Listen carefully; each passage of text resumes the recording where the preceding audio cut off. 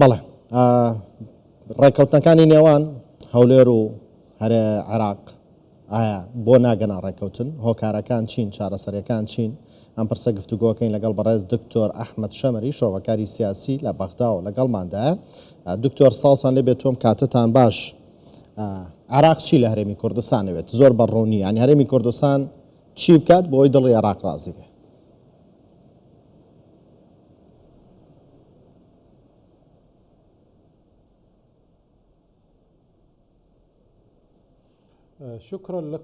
سپاس بۆ ئێوە بۆ بانگێشکردنەکەم بڕوام وایە هەرێمی کوردستان پابەند بووە خۆراگریەکی زۆری دەربڕیوە لە پەیوەندیەکانی لەگەڵ حکوومەتەکەی بەڕێز سوودانی. بەڵام لە ڕوانگەی منەوە کێشەکە لەوەدایە ئیرادەیەکی سیاسی لە بەغدا هەیە دەیەوێت کار لەسەر سنووردارکردن و لاوازکردنی هەرێمی کوردستان بکات بە شێوەیەک لە شێوەکان وێڕای ئەوەی ئەو شاندە تەکنیکیانە و شاندە سیاسیەکان کە سەردانی بەغدایان کردووە و نوێنەرایەتی حکوومەتی هەرێمی کوردستانیان کردووە پابەندی خۆیان دەربڕیوە لەسەر ئاستی هەناردەکردنی نەوت و بە بازارکردنی لە ڕێگەی کۆمپانیایی سۆمۆ بە هەمان شێوە ڕێگەی ڕێخستنی ناردنی داهاتەکانی دیکە وەکو داهاتی گومرگی و داهاتی باج و بە مامەڵەکردن لەگەڵ حکوومەتی فیدرالی جگە لەمەش بابەتەکانی وەکو موچە بابەتەکانی وەک کارکردن لەسەر دۆزینەوەی چارەسەرێک هەرێمی کوردستان یاریدەدەر بووە یارمەتیدەر بوو لە ڕاستیدا بەڵام ئەمانە بەشێک لە ئیرادە سیاسیەکانی ڕازی نەکردووە. لە ڕوانگەی منەوە کێشەکە لە هەرێمی کوردستاندا نیە بەڵکو کێشەکە لە بەشێک لە سیاسیەکان و پارتەکان و کەسایەتیەکانە تەنانەت چەند لایەنێک لە نێو حکوومەتی فیدرالیدا ئەمە لە بڕوایەدام پابەندبوون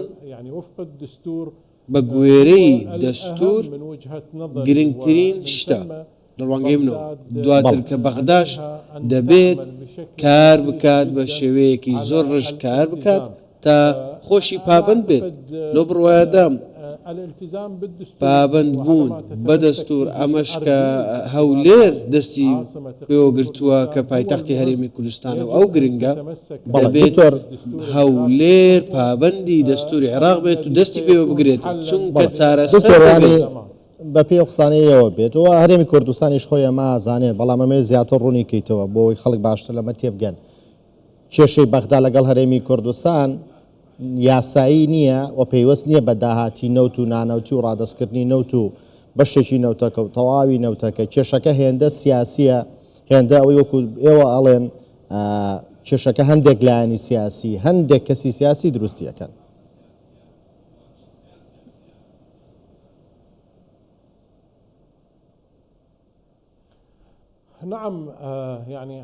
بەڵێ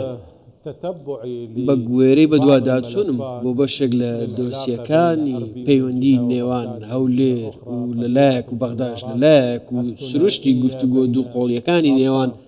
هەردوو لا بۆ من سەلمێنرا وەک چاودێرێک کە بابەتەکە لە ڕاستیدا سیاسیە زیاتر لەوەی کە تەکنیکی بێت بە تایبەتی لە کاتێکدا هەرێمی کوردستان لە زۆرینەی لیژنە تەکنیکیەکانی سازشی زۆر کردووە و وەڵامی هەبووە بۆ بەغدا بەڵام وەک دیارە هەوڵەکانی بەشێک لە لایەنەکان پشتیوانی کراو بە ئەجندای دەرەکی هەرێمایەتی و هەروە هەوڵدان بۆ سنووردارکردنی ڕۆڵ و قورسایی هەرێمی کوردستان بە تایبەتی هەولێر و پارتی دیموکراتی کوردستان لەسەر ئاستی تەواوی عێراق ئەمە وا دەکات حکوومەتی فیدرالی ڕێکەوتنەکان جێبەجێ نەکات یان کە پێشتر ڕێکەوتن و تێگەیشتنی لەسەر بووە یاخود ئەو لێک تێگەیشتنێکە لە نێوان هەردوو لا هەیە نابێکاری پێ بکرێت بۆیە بە بیر و ڕای من بابەتەکە زیاتر سیاسیە نەک دەستوری و یاسایی لە نێوان بەغدا و هەولێردا. کەوایە سا چارەسەرەکە چیە دکتۆر؟ چارەسەرەکە ئەوەیە شاندی باڵای سیاسی لە هەرێمی کوردستانەوە بچێت لەگەڵ ئەمانە دانیشی کێشەکە چارەسەر بکات یان بەوەش چارەسەر نابێت و حکوومەتی عێراق و ئەو لایەنە سیاسیانە کە دەستیان خسۆتەنەوە حکوومەتی عێراق و نانێت حکوومەتی عێراق کارە یاسای و دەستوریەکانی خۆی بکات ئەو کاتیش نایان ڕێکەوتن هەر بکرێت.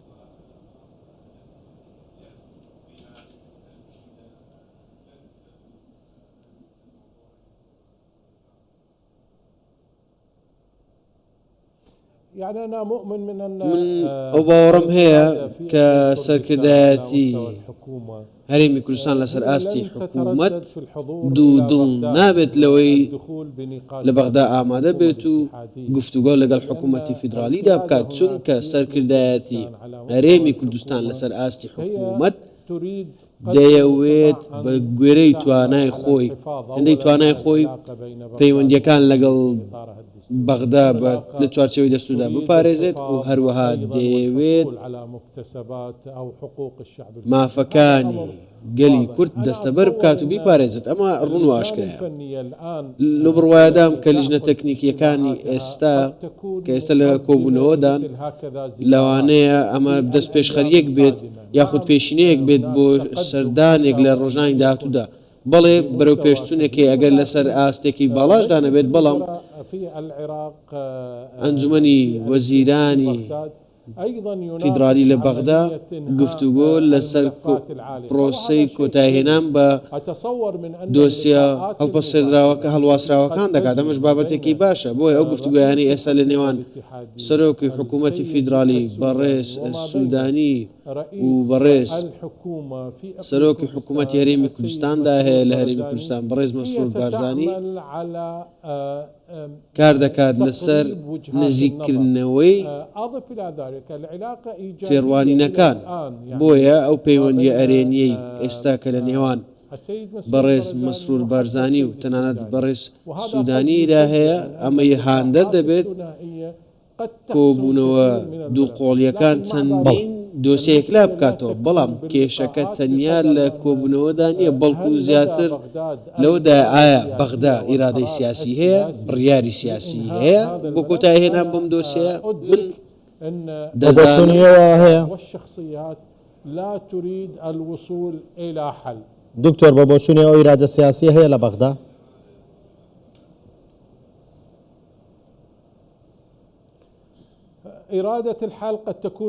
ئیرادەکە دەبێت لەلایەن بەشێک لەلایەنەکان ئەمە ڕاستیەکە دەبێت درکی پێ بکەین و بە تایبەتی لە کاتێکدا چەند کەسایەتێکدا هەن چەند پارتێک تەنانەت دەستەبژێرەکانی بەغدا دەزانن سیاسەتی هەڵە هەیە کە لەگەڵ هەرێم جێبەجێ کراوە لە چەندین بواردا بە تایبەتی لە دۆسیەی موچە و موچەخۆرانی هەرێمی کوردستان ئەمە سیاسەتێکی هەڵەیە و نابێت لە بەغدا قبول بکرێت لەو بڕوایەدام ئێستا کەشەکە لەبارە بۆی ئەم ئیرادە سیاسیە چارەسەرێک بۆ دۆسیە هەڵواسراوەکان بدۆزێتەوە بەڵام تا ئێستا کۆتوبەندێکی سیاسی هەیە دەکرێت ڕێگری لە هەر ئاراستەیەکی حکوومەتی فیدرالی بگرێت بۆیە سوودانی دەبێت بڕیارێک دەربکات دوور لەم ئیرادە سیاسیەدا بەڵێ وەک گوتم پەیوەندیەکی ئەرێنی لە نێوان بەڕێز سوودانی و بەڕێز مەسرور بارزانیدا هەیە بەڵام سوودانی دەبێت بڕیار بدات کورد و هەرێمی کوردستان مافی خۆی هەیە بۆیە دەبێت ئەم مافانە بۆ گەلی کورد دابین بکات و پێیان بدات هەڵەیە ڕاست نییە ئەگەر گوێبیستی ئیرادەیەکی سیاسی بێت کە ڕێگری لە پێدانی مافەکانی گەلی کورد دەکات دکتۆر لە بەشی قسەکاندا باس لەوە کرد هەندێک کەس یان هەندێک لایەن دەیانەوێت هەرێمی کوردستان لاوازکەن پێتان وانی عێراق خۆی زۆر باشەوە ئازانێ کە بەهێزی هەرێمی کوردستان لە بەرژەوەندی عێراق خۆیەتی ئیترم لایەنە سیاسیانە پێتان وانییە بەرژەوەندی عێراقیشیان ناوێت بۆیە یانێ هەرێمی کوردستان لاوازکەن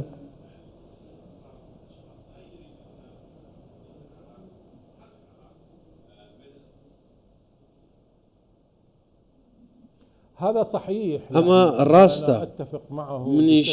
هاوڕام بەتەواوی هاوڕام سەرەتا هەرێمی کوردستان هەمیشە پابەندیەکی زۆری دەربڕیوە لەگەڵ حکوومەتی فیدرالی لەگەڵ عێراقێکی فیدرالی کە تێدا هەموو یەکسان بن و دەری بڕی لە زۆرنەی قەیرانەکاندا کە هەولێر دەکرێت ڕەگەزێکی هێز و پشتیوانکار بێت. لە یادمە لە ساڵانی ڕابردوودا بەڕێز سەرۆک بارزانی کاری کرد بۆ کۆکردنەوەی لایەنە جیاوازەکان لە بەغدا.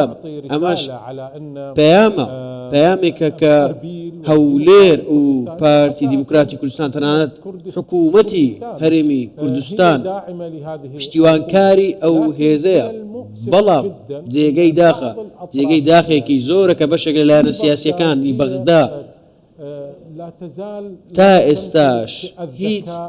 زیرەکیەکی نییە، ژیریەکی سیاسی نییە، لە قۆناغێکی هەڵەدا دەژیت لە بیرکردنەوەی سیاسیدا. بۆیە ئێستا دەکرێت و بەو شێوەیە وەسفی بکەین کە هێزێکی ناپراگماتیکیە و هیچ واقعەیەکی نییە. بۆیە ئەو بەو شێوەیە سیر هێزی هەرێمی کوردستان دەکات وەک ئەوە وایە چەند هێندەی هێزی عێراق بێت. ئەمە هەڵەیە کێشەکە لە کێشەی لایەنان ئەوەیە کە بەم شێوەیە سەیری هەرێم دەکەن کە هێزی هەرێم و عێراق پەیوەندی هەرێم لەگەڵ عێراق چەند هێندەی پەیوەندیەکان و هێزی خۆیانە. بۆیە هەوڵ دەدەن هەموو پەیوەندیەک بشێوێنن، هەموو ڕێڕەوەک بشێوێنن کە دەکرێت هەموو لایەنەکان بەهێز بکات. دکتۆر وەڵامێکی کورتمە سوپاس دەکەم. ئەوەی کە نزیکی لە هەڵبژاردنەوە تا چەند کاریگەری هەیە لەسەر چارەسەرنەبوون ئەم کێشانەی نێوان هەولێر و بەغدا ڕەنگە سوودانیش ناچار بێت لە پێناو ڕازیکردنی دڵی ئەم و ئەو هەندە بڕیار با کە خۆشی بزانێ نە لە بەرژەوەندی عێراق نە لە بەرژەوەندی هەرێمی کوردستان.